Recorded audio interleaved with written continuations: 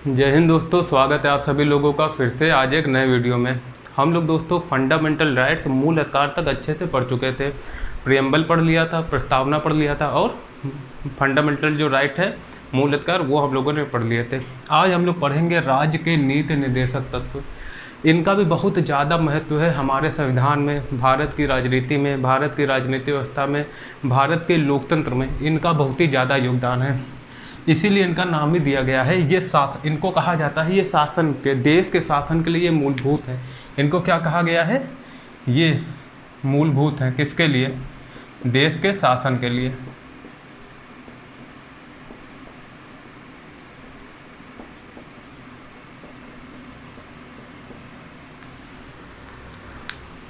इसका नाम देखिए, इसका नाम ही है राज्य के नीति निर्देशक तत्व। ठीक, तो इसके नाम से इसका मतलब समझ में आ रहा है कि राज्य के नीति निर्देशक तत्व, जब भी राज्य कोई नीति या योजना बनाएगी तब इन तत्वों को, इन जो तत्व हैं उनको उन्हें ध्यान में रखना ही पड़ेगा।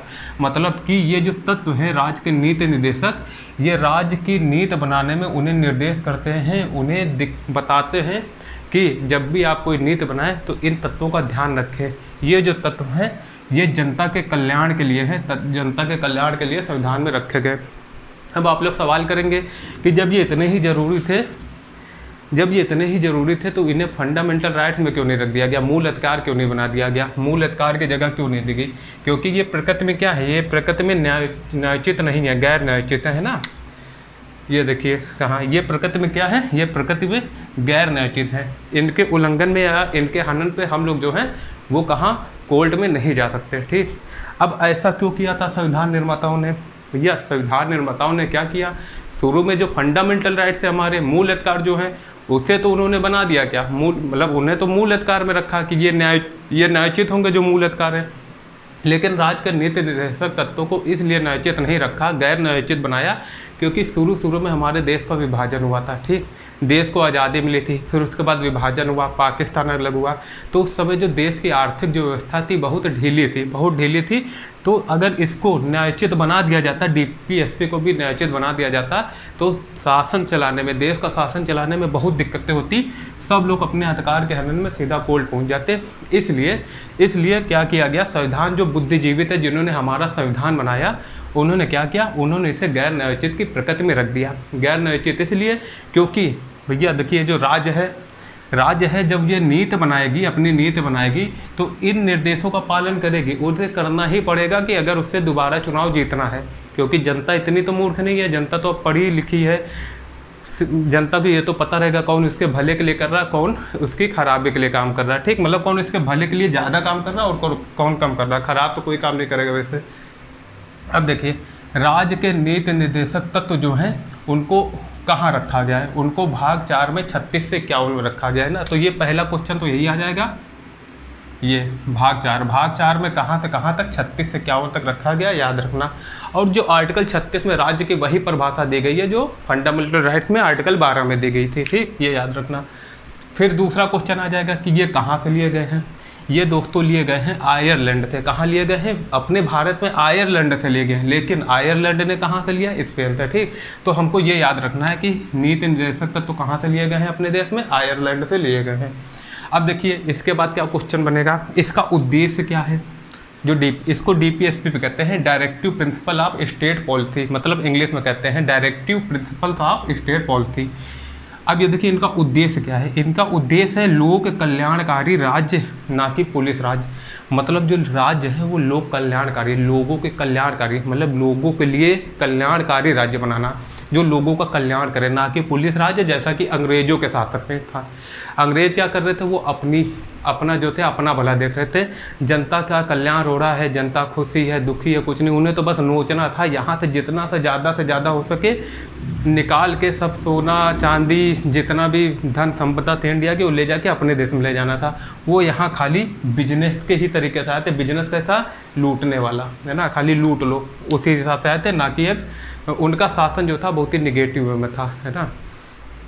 तो अब देखिए इसका लोक कल्याणकारी राज्य क्या क्या मतलब है, ये भी क्वेश्चन आ जाता है। राज्य के जो नीति निर्देशक तत्व हैं, डीपीएसपी है, वो कैसा लोकतंत्र बनाने की कामना करते हैं यार। कि क्या उद्देश्य उनका, इनका है आर्थिक और सामाजिक लोकतंत्र। और हमने फंडामेंटल राइट्स में क्या देखा था, फंडामेंटल राइट्स में देखा था कौन था लोकतंत्र, राजनीतिक। अगर ये आ जाए कि राजनीतिक लोकतंत्र किसका उद्देश्य है, तो वो है फंडामेंटल राइट्स का, ठीक। और अगर ये आ जाए कि कल्याणकारी राज्य या आर्थिक और सामाजिक लोकतंत्र, वो किस में है, वो डीपीएसपी में दिया गया है। भैया जो राज्य है, राज्य डीपीएसपी के माध्यम से ही वो राज्य जो है सभी में समानता ला सकेगी, आय की असमानता कम करेगी लोगों में। बहुत सारे अभी आगे हम लोग पढ़ेंगे डीपीएसपी में क्या क्या बताया गया है, ठीक। जब तक पहले ये हम लोग देख लेते हैं अच्छे से, क्योंकि इससे बहुत अच्छे अच्छे क्वेश्चन बनते हैं, है ना। अब देखिए डॉक्टर भीमराव अम्बेडकर ने इन्हें क्या कहा, विशेषता बताने वाला, विशेषता वाला कहा। ये जो है डीपी जो एसपी है उसको विशेषता वाला बताया, संविधान की विशेषता वाला, ये जो मेन विशेषता है इसको किसने कहा, डॉक्टर भीमराव अम्बेडकर जी ने। और डॉक्टर भीमराव अम्बेडकर जी ने कहा था कि इनको गैर नैतिक इसलिए रखा गया है कि अभी तो इतना संसाधन नहीं है देश के पास कि हर लोग की सारी इच्छाएँ पूरी कर सकें। और दूसरा कहा कि धीरे धीरे जब देश संसाधन की ओर आगे चलेगा तो जो देश पे शासन करेगा, जो भी सीएम पीएम जो भी होंगे या स्थानीय शासन वाले, वो खुद इस बात का ध्यान रखेंगे कि हम इन निर्देशों का अच्छा सा पालन करें। क्योंकि जब वो अच्छे से पालन करेंगे तो जनता खुश होगी, जनता खुश होगी तभी तो वोट देगी। अगर एक ही बार आना हो सरकार में चुन के, तब तो वो इनकी अनदेखी कर दे। लेकिन अगर दोबारा आना है तो इनकी जो है अनदेखी नहीं, बल्कि हम तो कहते हैं कि राज्य को एक स्टेप आगे चलना चाहिए, है ना, आगे देखना चाहिए। और अगर जो इसमें कहा गया है उससे और आगे बढ़ के देखना चाहिए, अगर उन्हें सच में बहुत ही ज़्यादा समय तक राज्य करना है। क्योंकि अब जो है जनता वो पढ़ी लिखी है और बहुत समझदार हो चुकी है, ठीक। अब देखिए अब फिर एक है मूल अधिकार। अब देखिए मूल अधिकार और डीपीएसपी दोनों को संविधान की आत्मा और दर्शन कहा गया है। याद रखना, सिर्फ डीपीएसपी को नहीं, इन दोनों को मिला के, किसको, इन दोनों को मिला के क्या कहा गया है, संविधान की आत्मा एवं दर्शन, है ना। ये क्वेश्चन बनते हैं, याद रखना, सब इंपॉर्टेंट क्वेश्चन लिखे हमने, है ना, कि कुछ भी छूटे ना आप लोगों का। अब तीसरा आता है संविधान की मूल आत्मा किसने कहा है, नीति निर्देशक तत्वों को, मतलब कि डीपीएसपी को संविधान की मूल आत्मा किसने कहा है, तो डीपीएसपी को संविधान की मूल आत्मा कहा है ग्रेनविल ऑस्टिन ने। किसने कहा है, ग्रेनविल ऑस्टिन ने कहा है। और ये प्रकृति में गैर न्यायोचित है, ये तो पता है। अब और देखिए एक बार फिर से जल्दी से रिवीजन कर लेते हैं ना। सबसे पहले ये कौन से भाग में है, ये भाग 4 में है। किस आर्टिकल में, 36 से 51 अनुच्छेद। इन्हें लिया कहाँ से गया है, इन्हें आयरलैंड के संविधान से लिया गया है। आयरलैंड ने कहाँ से लिया, स्पेन से। डीपीएसपी का उद्देश्य क्या है, इनका उद्देश्य है लोक कल्याणकारी राज्य बनाना, ना कि पुलिस राज, अंग्रेजी शासन वाला। और ये इसी का मतलब होता है आर्थिक एवं सामाजिक लोकतंत्र। और राजनीतिक लोकतंत्र किसका उद्देश्य है, वो है फंडामेंटल राइट्स का। याद रखना, ये क्वेश्चन आता है, ठीक। और जो ये है, इन्हें क्या कहा गया है, अगर आज देश के शासन में मूलभूत कौन है, तो वो डीपीएसपी। ये भी क्वेश्चन बना सकता है एग्जाम में ना, एग्जामिनर। अब है ये विशेषता वाला, इसे विशेषता वाला किसने बताया है, इसे बताया है डॉक्टर भीमराव अंबेडकर जी ने। विशेषता वाला मूल अधिकार प्लस डीपीएसपी को संविधान की आत्मा एवं दर्शन भी कहा गया है। और इन्हीं दोनों को याद रखना, हम इस पर जोर दे रहे हैं, दोनों को ही संविधान की मूल आत्मा किसने कहा है, ग्रेनविल ऑस्टिन ने, ठीक। और ये प्रकृति में कैसे है, गैर न्यायोचित है। गैर न्यायोचित इसीलिए रखा गया क्योंकि शुरू में देश के पास इतने संसाधन नहीं थे, इसलिए इसको जो था वो न्यायोचित बनाना या मूल अधिकार की तरह बनाना, है ना, मूल अधिकार की तरह बनाना उन्हें सही नहीं लगा, ठीक। ये आप लोग अच्छे से समझ भी होंगे। इसका आप लोग स्क्रीनशॉट ले लीजिए क्योंकि ये बहुत इंपॉर्टेंट क्वेश्चन है, आते हैं डीपीएसपी से बहुत आते हैं। फंडामेंटल राइट से ज़्यादा क्वेश्चन डीपीएसपी से आ जाते हैं। आप लोग इसका स्क्रीनशॉट ले लीजिए ना, हम फिर आगे देखते हैं।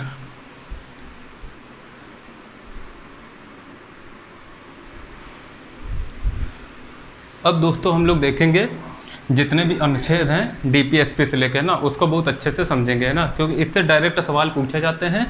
और आप यकीन मानिए फंडामेंटल राइट से ज़्यादा राज्य के नीति निर्देशक तत्व से सवाल पूछ लिए जाते हैं ना, तो इनको अच्छे से पढ़ना। क्योंकि देखो जब शुरुआत करता है इंसान, है ना, कोई भी पढ़ाई कर रहा है, वो फंडामेंटल राइट तो बहुत इंटरेस्ट से पढ़ता है, लेकिन जब यहाँ तक पहुँचता है डीपीएसपी तक तो उसका इंटरेस्ट जो है कम हो जाता है। तो ये इन आर्टिकल को जो है वो अच्छे से पढ़ता नहीं है। अब जब अच्छे से पढ़ेगा नहीं तो भूलेगा जरूर वो, है ना। तो इनको भूलना नहीं है, बहुत अच्छे से पढ़ना है। इनको 2-3 बार आप देखना, ठीक है। इस लेक्चर को हम इसमें बहुत अच्छे से जितने भी अनुच्छेद हैं सब बता देंगे। देखिए पहला क्या है, जो आर्टिकल 36 है, आर्टिकल 36 में है राज्य की परिभाषा। राज्य की परिभाषा कैसी है भाई, जैसे फंडामेंटल राइट्स में है, मूल अधिकार में है, ठीक। भैया सबसे पहले राज्य की परिभाषा तो दी जाएगी, है ना। तो आर्टिकल 36 में ये समझ लो कि राज्य की परिभाषा है। और फिर आर्टिकल 37 क्या कहता है? आर्टिकल 37 कहता है इन्हें लागू करना राज्य का कर्तव्य होगा।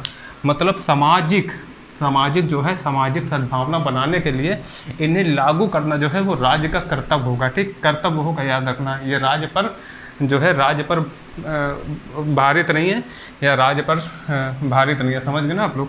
इनका कर्तव्य होगा, राज्य का क्या होगा? कर्तव्य होगा, क्योंकि ये गैर न्यायोचित है ना, तो इनके हनन पर कोई कोर्ट नहीं जा सकता। जैसे कि हमने पहले बताया है, राज्य जो है वो क्या चाहेगा कि दोबारा ना है, वो आना चाहेगा, इसलिए वो इन कर्तव्यों को जरूर ध्यान में रखेगा। जो ये निर्देश, ये जो तत्व हैं उनको जरूर ध्यान में रखेगा। फिर है ये आर्टिकल 38। आर्टिकल 38 क्या कह रहा है? आर्टिकल 38 कह रहा है लोक कल्याण की अभिवृद्धि के लिए सामाजिक, आर्थिक और राजनीतिक न्याय। ठीक, याद रखना। 36 में हम लोगों ने क्या पढ़ लिया? राज्य की परिभाषा। और 37 क्या है? राज्य का ही धर्म होगा। राज्य है, राज्य का ये कर्तव्य होगा कि इन्हें लागू करना जरूरी है, इन्हें लागू जरूर करें, है ना। देश के या नागरिक का जो सामाजिक और आर्थिक जीवन है उसको अच्छा बनाने के लिए। ठीक, अब जो आर्टिकल 38 है वो कह रहा है कि लोक कल्याण की अभिवृद्धि के लिए सामाजिक, आर्थिक और राजनीतिक न्याय और आय की असमानता को कम करना। अगर पूछ देंगे कि आय की असमानता को कम करना किस में कहा गया है, आय की असमानता कैसे कम होगी? भैया किसी के पास बहुत पैसा है, किसी के पास कम पैसा है। देखिए हम लोगों ने देखा भी है, जो 90% पैसा है वो खाली 10% लोगों के पास अपने देश का, और जो 10% पैसा है वो 90% लोगों के पास है। तो देखिए आय की कितनी बड़ी असमानता है। तो इसको कम करना राज्य का कर्तव्य होगा। और ये कैसे कम होगा? जब राज्य सभी को समान अवसर देगा, समान पढ़ाई लिखाई की व्यवस्था करेगा, समान स्वास्थ्य की व्यवस्था करेगा। क्योंकि जो बड़े लोग हैं, जो पैसे वाले हैं, वो तो अपना अच्छा स्वास्थ्य भी कर लेते हैं, अच्छे से पढ़ लेते हैं ना। तो जो कहीं ना कहीं गरीब हैं वो इन सब चीज़ों से रह जाते हैं, और आगे चल के उनकी जो गरीबी है वो बढ़ती चली जाती है, पीढ़ी दर पीढ़ी वो कम नहीं होती है। तो जब राज्य जो है स्वास्थ्य, शिक्षा और भूख, इन तीनों चीज़ों पर अच्छे से काम करेगा, और जितना भी रहने की जितनी भी अच्छी सुविधाएं इन पर काम करेगा, तो आय की जो असमानता है वो अपने आप कम होती चली जाएगी। तो आप लोग ये अच्छे से समझ गए। अब देखिए आर्टिकल 38 समझ गए। देखिए इसको याद रखना, आर्टिकल 38 क्या कह रहा है? लोक कल्याण की अभिवृद्धि के लिए सामाजिक, आर्थिक और राजनीतिक न्याय। न्याय क्या होगा? जब वो आय की असमानता को कम करेगा। आय की असमानता कम कर दो, लोग न्याय ले लेंगे खुद। ये आय की असमानता कम कर दो, जब लोगों के पास पैसा होगा, समान, वो सब कुछ कर लेंगे ना। तो आय की असमानता जो देखिए इससे जुड़ा हुआ है ना, तो आप ऐसे याद कर सकते हैं। अब आर्टिकल 39 क्या कह रहा है? आर्टिकल 39 कह रहा है, इसमें देखो 5-6 चीज़ें हैं, 4-5 चीज़ें, आप इसको अच्छे से देख लो। आर्टिकल 39 कह रहा है कि जीविका के पर्याप्त साधन का अधिकार। देखिए कहीं ना कहीं से सब जो है वो इंटरकनेक्ट है। जीविका के पर्याप्त साधन का अधिकार जो है वो राज्य का कर्तव्य होगा। जीविका के पर्याप्त साधन का अधिकार मतलब कि अगर किसी को जीविका चलानी है, कुछ काम करना है, तो पर्याप्त साधन जो है वो राज्य को करना होगा। नौकरी का इंतजाम करना होगा, है ना। बहुत सी जो चीज़ें हैं जिससे उनकी जीविका अच्छे से चले, क्योंकि जीविका के लिए पैसे बहुत ज़रूरी हैं, है ना। और खाना पीना, ये सब जो जीविका के पर्याप्त साधन का अधिकार वो राज्य का कर्तव्य होगा।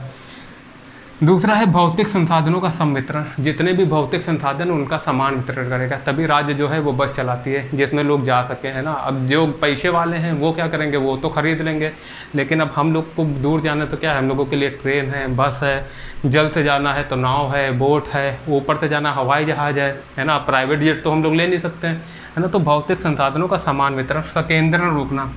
संकेंद्रण मतलब संसाधन का संकेंद्रण। ऐसा नहीं है कि सब कुछ जो है कि पता चला एक जगह कहीं से पेट्रोल निकला तो वो सब जितने भी मतलब बड़े लोग हैं उनको दे दिया जाए, या जितने बिजनेसमैन हैं उनको दे दिया जाए।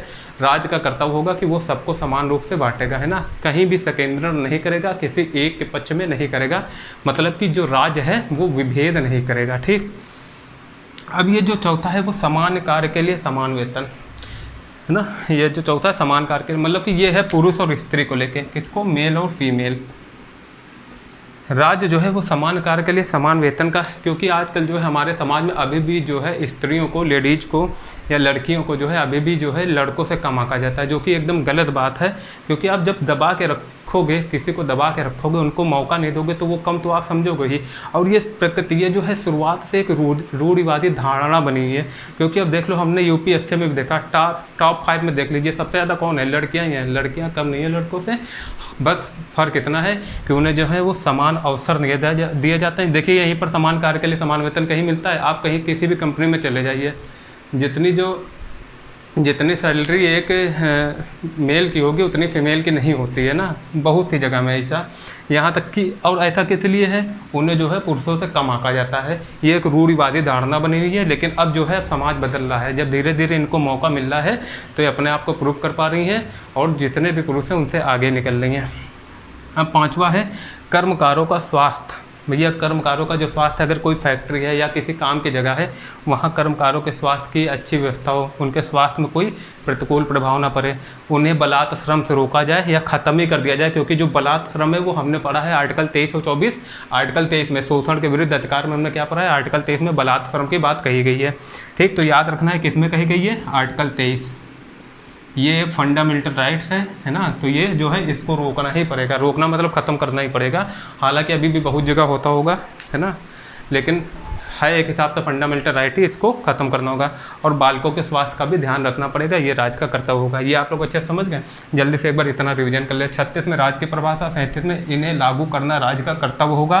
38 कह रहा है लोक कल्याण की अभिवृद्धि के लिए सामाजिक, आर्थिक और राजनीतिक न्याय और आय की असमानता कम कर दो, ये अपने आप मिलने लगेंगे। और पहला क्या है, जीविका के पर्याप्त साधन का अधिकार, आर्टिकल 39 में। दूसरा है भौतिक संसाधनों का सम वितरण। तीसरा है संकेंद्रण रोकना, समान कार्य के लिए समान वेतन और कर्मकारों का स्वास्थ्य, बलात् श्रम रोक खत्म करना और बालकों के स्वास्थ्य के लिए इंतजाम करना। और एक ये जो है आर्टिकल 39 है, 39 है जो है, देखिए यहाँ कैपिटल है तो ये जाहिर सी बात है बाद में जोड़ा गया होगा। ठीक, आर्टिकल 39 हम लोग बाद में पढ़ेंगे कौन कौन से बाद में जोड़ोगे हैं और किस संविधान संशोधन के तहत, क्योंकि वो क्वेश्चन डायरेक्ट पूछ लिए जाते हैं। आर्टिकल 39 से कहता है समान न्याय व गरीबों को निःशुल्क विधिक सहायता। पता चला किसी के ऊपर कोई फर्जी केस कर दिया गया या केस भी कर दिया गया तो भैया सबको सुनवाई का अधिकार है कि नहीं है ना, मतलब कि सबको जो है अपना पक्ष रखने का अधिकार है कि नहीं। अब जो गरीब है, जो कानून जानता नहीं, वो कैसे पक्ष रखेगा। जाहिर सी बात है जो पैसे वाला होगा वो केस अच्छे से अच्छा वकील करेगा, वो केस जीत के चला जाएगा। इसलिए राज्य का ये भी कर्तव्य होता है कि वह समान न्याय व गरीब, समान न्याय कब मिलेगा, जब गरीबों को निःशुल्क विधिक सहायता दी जाए। ठीक, तो ये राज्य का कर्तव्य होगा, है ना। हालांकि ऐसा बहुत कम होता है, आप लोग देख रहे हैं कि बहुत से कुछ जो ऐसे चीज़ें हैं बस अच्छी अच्छी बातें लिख दी गई हैं, इस पर राज्य अमल अभी भी उतने अच्छे से नहीं कर रहा है। लेकिन हम लोगों को जो है ये चीज़ें जानना जरूरी है। ठीक, ये जानना जरूरी है क्योंकि हम लोग का भी कर्तव्य बनता है, धर्म बनता है कि ये सब चीज़ें जानें और अपना जो हक है वो लें। क्योंकि जब एक एक बंदा खड़ा होगा, अपने हक जानेगा, पढ़ेगा लिखेगा, तो जब वो अपने हक खुद लेगा उसी हिसाब से वो वोट देगा, तो वो जो है वो देश को खुद आगे बढ़ा ले जाएगा, है ना। तो जनता का जागरूक होना बहुत ज़रूरी है, अवेयरनेस होनी बहुत ज़्यादा ज़रूरी है। आप इसका स्क्रीनशॉट ले लीजिए, फिर इसके आगे का अनुच्छेद हम लोग देखते हैं। ठीक,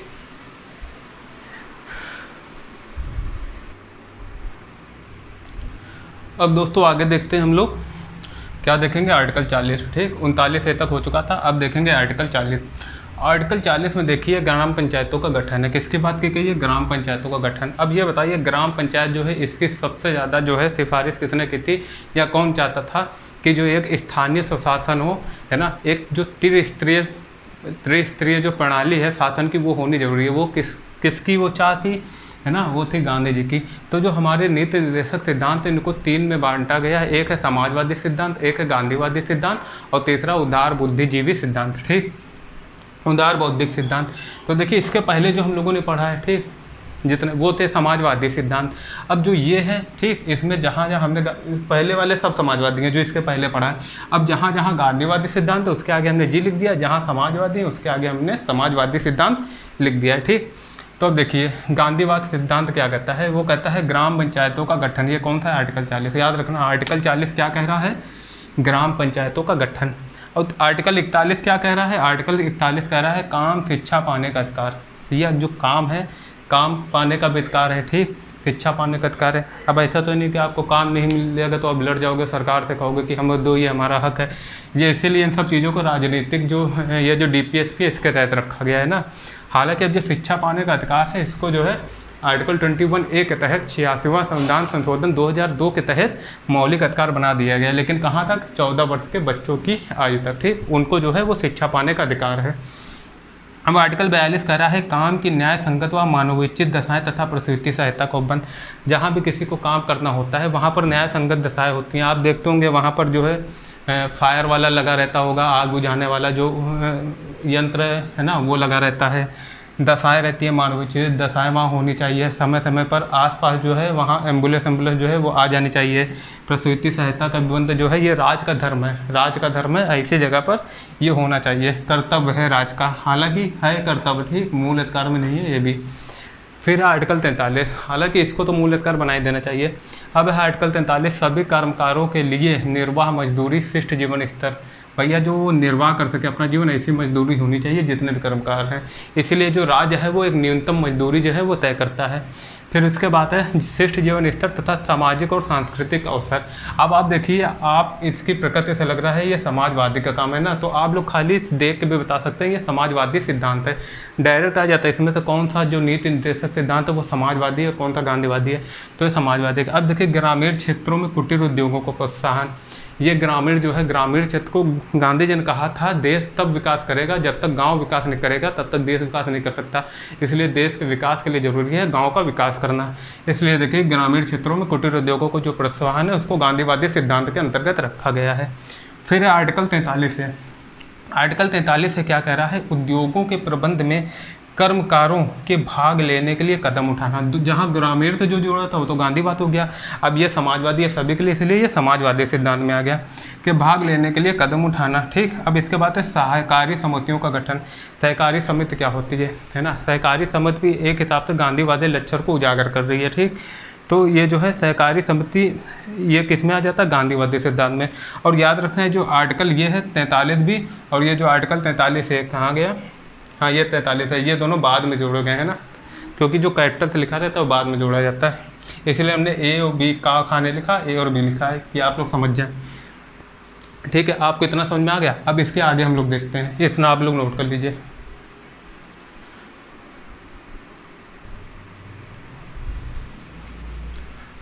अब हम लोग देखेंगे जितने भी उदार बौद्धिक सिद्धांत है, समाजवादी और गांधीवादी सिद्धांत में 3-4 और भी हैं जो हम भी कर लेंगे। ठीक, लेकिन एक लाइन में पूरा हम एक पेज में पूरा उदार बौद्धिक सिद्धांत समझ लेते हैं। उदार, ये जितने भी आर्टिकल हैं सब उदार बौद्धिक सिद्धांत से संबंधित है। सबसे पहले तो आर्टिकल 44। आर्टिकल 44 कहता है एक समान सिविल संहिता। देखिए, इसका सबसे अच्छा तरीका याद करने का है। देखिए, आर्टिकल 44 में 4 और 4 दोनों समान है, तो याद रख लो ये समान है तो ये भी समान है। एक समान सिविल संहिता या uniform civil code. Uniform civil code किस में, आर्टिकल 44 में। फिर आर्टिकल 45। आर्टिकल 45 कह रहा है 14 वर्ष तक निःशुल्क व अनिवार्य शिक्षा। हालांकि इसको जो है अब फंडामेंटल राइट में बना दिया गया है, इसमें तो है ये और फंडामेंटल राइट में बन गया, अब ये अनिवार्य है, राज्य के ऊपर बाध्य है ये कि ये करना ही होगा, इसमें वो आनाकानी नहीं कर सकता या इसको इग्नोर अब कर ही नहीं सकता है वो। तो आज 14 वर्ष तक निःशुल्क व अनिवार्य शिक्षा, ये आर्टिकल 45 में। ठीक, आर्टिकल 48 क्या कह रहा है, देखिए 46-47 छूट गया है, वो समाजवादी और गांधीवाद में था। ठीक, वो अभी हम आपको बताएंगे। इसके बाद आर्टिकल 48 कह रहा है कृषि व पशुपालन में न्यू टेक्नोलॉजी का इस्तेमाल करना। आप लोग देखते होंगे अमेरिका में जो है हम लोगों के पास जो हमारी कृषि भूमि है वो बहुत है, लेकिन फिर भी हम लोग उतना नहीं उगा पाते हैं, जबकि चाइना में कम है लेकिन वो हमसे ज़्यादा उत्पादन करता है ना। तो इसके लिए जो है तभी इसमें लिखा गया है कृषि व पशुपालन में न्यू टेक्नोलॉजी का इस्तेमाल करना, जिससे जो हमारा देश है वो कृषि प्रधान हमेशा बना रहे और इसमें बहुत आगे सभी देशों से आगे निकलने की ही कोशिश करें, मतलब पॉजिटिव वे में है ना, पॉजिटिव वे में, ना कि वैसे। अमेरिका में देख लीजिए छोटी जगह में कितना ज़्यादा लोग उगाते हैं, वहाँ सब टेक्नोलॉजी बहुत अच्छी है जो कि अब अपने देश में भी धीरे धीरे आ रही है। ठीक, लेकिन इसके लिए हम लोगों का जागरूक होना ज़रूरी है, लोगों को जागरूक करना ज़रूरी है। ये अपने आप तो हो नहीं जाएगा, लोगों को बताना, राज्य को जो है ऐड चलाना चाहिए इन सब चीज़ों में जो कि ज़रूरी है ना। मीडिया वालों को भी इन सब बातों को उजागर करना चाहिए ना, बाकी सब मुद्दे छोड़ के धार्मिक है ना, इन सब में फोकस देना चाहिए, इन सब में भी। अब आर्टिकल 48 से कह रहा है कि पर्यावरण संरक्षण व वन्य जीवों की रक्षा। आर्टिकल 48 क्या कह रहा है, आर्टिकल 48 से कह रहा है पर्यावरण संरक्षण व वन्य जीवों की रक्षा। भैया उनकी जो पर्यावरण संरक्षित वो कौन करेंगे, वो खुद तो संरक्षित होने जाएंगे, राज्य का ही तो कर्तव्य होगा। तो ये पर्यावरण संरक्षण जिसके लिए कितने कोप 27, 28, 29 कितने हो चुके हैं ना, 26, 27, 28 तक हो चुका, 27 तक हो चुका है ना कोप, COP जो होता है कॉन्फ्रेंस ऑफ पार्टीज। इसी के लिए ये बहुत गंभीर मुद्दा है, इसको इग्नोर करना ही नहीं चाहिए। अपितु राज्य छोड़िए हम लोगों को भी इस पर बहुत ध्यान देना चाहिए, क्योंकि आगे चल के इसके बहुत दुष्परिणाम देखने पड़ सकते हैं। क्योंकि याद रखना कि कहा गया है कि ये जो संसाधन है प्रकृति ये हम लोगों को एकदम दे नहीं दिया गया है, ये हम लोग के लिए एक कर्तव्य है इनको संभाल कर रखना आगे की पीढ़ी के लिए, है ना। तो हम लोग का कर्तव्य है इनको संभाल कर रखना, ना कि इनका उपभोग करते चले जाना आगे का ध्यान दिए बिना। तो पर्यावरण संरक्षण व वन्य जीवों की रक्षा, आर्टिकल 49 जो है वह राष्ट्रीय महत्व के स्मारक स्थान व वस्तु का संरक्षण करता है। तो देखिए आप सब लोग याद रखना, आर्टिकल 49 क्या कह रहा है, राष्ट्रीय महत्व के स्मारक स्थान या वस्तु का संरक्षण। फिर आर्टिकल 50 से याद रखो 50-50, मतलब कार्यपालिका व न्यायपालिका का पृथक्करण दोनों को अलग कर दो, 50-50 कर दो, ये दोनों अलग रहेंगे, है ना। पृथक्करण मतलब जुड़े हुए हैं एक चीज़ पे ध्यान रखेंगे, लेकिन हस्तक्षेप आप मतलब कि बिना किसी बात का हस्तक्षेप नहीं करेंगे, एक दूसरे का जो वो है, एक दूसरे का जो कार्य क्षेत्र है वहाँ पर अतिक्रमण नहीं करने की कोशिश करेंगे ना। दोनों जो है स्वतंत्र रूप से काम करेंगे। हालांकि अगर कोई किसी ऐसी चीज़ की जिससे जनता को नुकसान होगा या कोई मूल ढांचा जो इस पर कोई दिक्कत हो रही है, तब जो है न्यायपालिका हस्तक्षेप कर सकती है। आर्टिकल 51 कह रहा है अंतर्राष्ट्रीय सुरक्षा व शांति बनाए रखना। आर्टिकल 51 जो लास्ट में है भैया, जब ये सब होगा उसके बाद बाहर भी तो देखना जरूरी है, सब कुछ करने के बाद जो अंतर्राष्ट्रीय सुरक्षा व शांति बनाए रखना, और कोई भी विवाद हो उसको मध्यस्थता द्वारा हल कराने की कोशिश करना, है ना कि बिना लड़े, है ना, जो कि एक अच्छे राष्ट्र की पहचान है, और जिससे ज़्यादा नुकसान भी ना हो, संसाधन ना जाए। जैसे आप देख लीजिए यूक्रेन और रसिया वाला, दोनों को नुकसान हुआ, फ़ायदा किसको पहुंच रहा है, अमेरिका को, बाकी जो देश हैं जो हथियार बेच रहे हैं, है ना। तो ये सब जो चीज़ें हैं इनको इसीलिए उदार बौद्धिक सिद्धांत में रखा गया है। बौद्धिक ये सब राज्य की बौद्धिक के ऊपर है, इंटेलेक्चुअल के ऊपर उनका कैसा वो है, ठीक। अब आप लोग इसको पहले नोट कर लीजिए, फिर हम इसके आगे देखते हैं।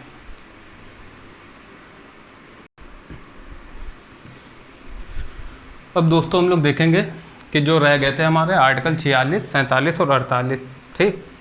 देखिए आर्टिकल 46 क्या कहता है। आर्टिकल 46 कहता है कि SC ST व समाज के कमज़ोर वर्गों के आर्थिक व शैक्षणिक हितों को प्रोत्साहन और उन्हें सामाजिक सुरक्षा प्रदान करना, है ना, कि उनके हितों को सुरक्षा प्रदान करना, उनका शोषण से बचाना, ठीक। ये हो गया हमारा आर्टिकल 46, ठीक। SC ST किसमें, आर्टिकल 46 में याद रखना। आर्टिकल 47 क्या कहता है। आर्टिकल 47 कहता है नशीली, देखो आर्टिकल 47 में 2 पॉइंट है, एक ये है, ये गांधीवादी सिद्धांत है, ये समाजवादी। नशीली दवाओं का स्वास्थ्य से भिन्न उपभोग पर प्रतिबंध, मतलब जितनी भी नशीली दवाएं हैं उनका स्वास्थ्य से भिन्न उपयोग, मतलब जो स्वास्थ्य के लिए बनाई जाती हैं जितने भी ड्रग्स हैं, दवा, है ना, उनके लिए तो ठीक है, वो स्वास्थ्य के लिए तो उपयोग करें, लेकिन उससे भिन्न उपभोग पर उसकी जो अति करते हैं ड्रग्स जो खराब जो होती हैं दवाएं नशीली, अब जैसे अफीम है, उनका तो अफीम का इस्तेमाल दवा में होता है ना, स्वास्थ्य के लिए, लेकिन कुछ लोग उसका अलग भी उपयोग करते हैं, है ना, नशे के लिए, है ना, तो उसका जो है वो प्रतिबंध। पोषाहार और जीवन स्तर को ऊंचा करना, ये समाजवादी है ना। आर्टिकल 47 में कहा गया है पोषाहार और जीवन स्तर को ऊपर करना, ये दोनों है, याद रखना। देखिए इसको आपको 3-4 बार पढ़ना पड़ेगा तब आपको याद हो जाएगा, है ना, और अच्छे से याद होगा। और खुद से थोड़ा बहुत ट्रिक भी बनाना है ना, खुद से बनाओगे ना तो वो ज़्यादा बेटर रहता है, वो और अच्छे से याद होगा, है ना। धीरे धीरे ये चीज़ अपने अंदर लाई, है ना। स्मार्ट स्टडी करने की कोशिश की, स्मार्ट, है ना, कि एक बार में ही ऐसे पढ़ो, विजुलाइज करके कुछ चीज़ों से कनेक्ट कर दो तो आपको जल्दी से याद रहेगा, हमेशा याद रहेगा वो चीज़। जैसे हमने आर्टिकल 44 बताया, 4-4 दिख रहा है, समान है दोनों में, तो एक समान से था, 50-50 कर दिया, वो कार्यपालिका का न्यायपालिका से प्रतिकरण, ना, इस हिसाब से आपको याद करना है। अब आर्टिकल 48 कह रहा है गाय, बछड़ा व अन्य दुधारू पशुओं की बलि पर रोक व नस्ल का सुधार करना। ये भी कौन सा सिद्धांत है, ये भी हमारा कौन सा है, ये हमारा गांधीवाद सिद्धांत है। कौन सा सिद्धांत है, गांधीवाद सिद्धांत है, ठीक। अब देखिए, अब इसके आगे हम लोग पढ़ लेते हैं कि संविधान संशोधन के तहत कौन कौन से आर्टिकल ऐड किए गए हैं। 2 संविधान संशोधन हुआ, एक हुआ है 42वां संविधान संशोधन 1976 और दूसरा हुआ है 44वां संविधान संशोधन 1978, भाई जिसके तहत संपत्ति के अधिकार को हटाया गया था, विधिगत कर बनाया गया था, ठीक। आप लोग इतना नोट कर लीजिए।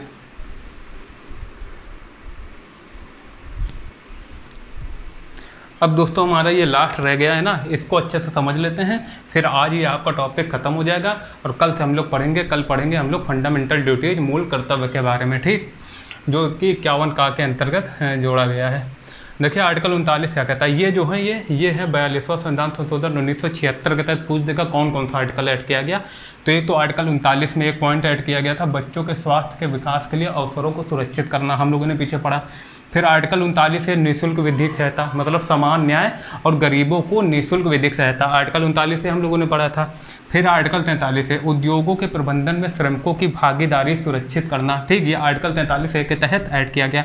फिर आर्टिकल हमारा कौन सा, आर्टिकल 48 है, इसमें कहा गया है पर्यावरण संरक्षण व वन्यजीव सुरक्षा, ये सब जो है किसके तहत ऐड किया गया है, 42वां संविधान संशोधन 1976। देखिए आप लोग घबराना मत, 2 से 3 बार अगर आपने इसको रिवाइज कर लिया तो आपको रट जाएगा ये ना, थोड़ा अपना माइंड लगा के बस पढ़ना है।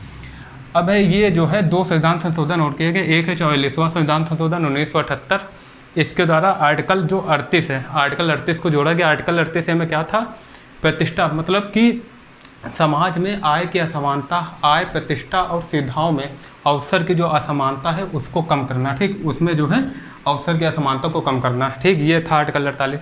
और जो 57वां संविधान संशोधन 2011 है उसके तहत 43 भी जोड़ा गया था, जिसमें सहकारी समिति वाला था। क्या था, सहकारी समिति, ठीक। ये आप लोग अच्छे से पढ़ लेना क्योंकि इससे क्वेश्चन बहुत आते हैं। आजकल जो एग्ज़ाम है वो बहुत ही डायनेमिक हो रहा है, आप लोग समझ नहीं पाओगे ना। तो ये जो है ये सब क्वेश्चन नए नए बन रहे हैं, इसको अच्छे से याद रखना। इसलिए हमने सब कुछ आपके सामने लिख दिया है डीपीएसपी में, जिससे कि आपका कोई भी ऐसा क्वेश्चन जो है कि फंसे ना एग्जाम में, सब आए, मतलब कि एग्जाम में आपके हिसाब से कोई भी जो क्वेश्चन है आपको ऐसा ना लगे कि बस ये फंस गया है ना, वो आपको आना चाहिए, है ना, ठीक। अब है देखिए, ये आप लोग इतना समझ गए। एक और था 86वां संविधान संशोधन 2002 के द्वारा।